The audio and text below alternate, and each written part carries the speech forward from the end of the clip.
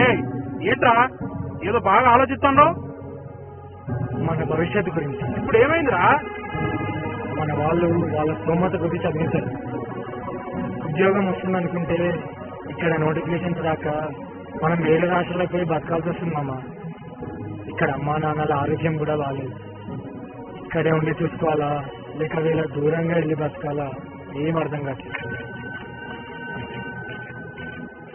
రే అంతా విన్నాన్రా. మనలాంటి నిరుద్యోగుల కష్టాలు ఆ దేవుడు ఇన్నాడేమో.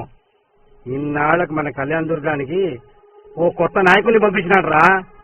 ఎవర్రా? మన సురేంద్రన్న. సురేంద్రన్న మన ప్రాంత ప్రజల కోసం స్థానికంగా పరిశ్రమలు స్థాపించి ఇక్కడున్న మహిళలకి నిరుద్యోగులకి ఉద్యోగ అవకాశాలు కల్పిస్తాడు రా.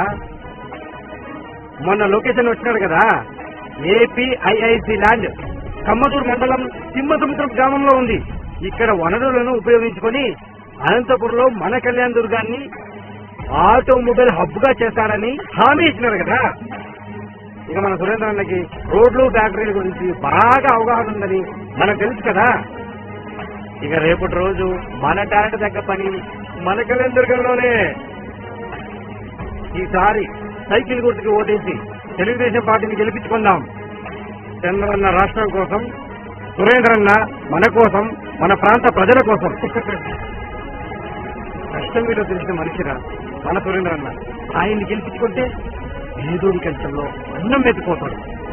కన్నీళ్లు తుడిచే కాదు కాదు కాదు కన్నీళ్లు కూడా రాకుండా కళ్యాణ దుర్గాన్ని కాపాడతాడు. అందుకే నా ఓటు సురేంద్రన్నకే. సైకిల్ గుర్తే మన ఓటు. మన కళ్యాణ దుర్గా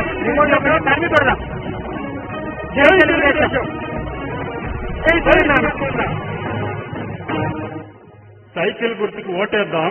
మన కళ్యాణ దుర్గాన్ని అభివృద్ధి చేసుకుందాం.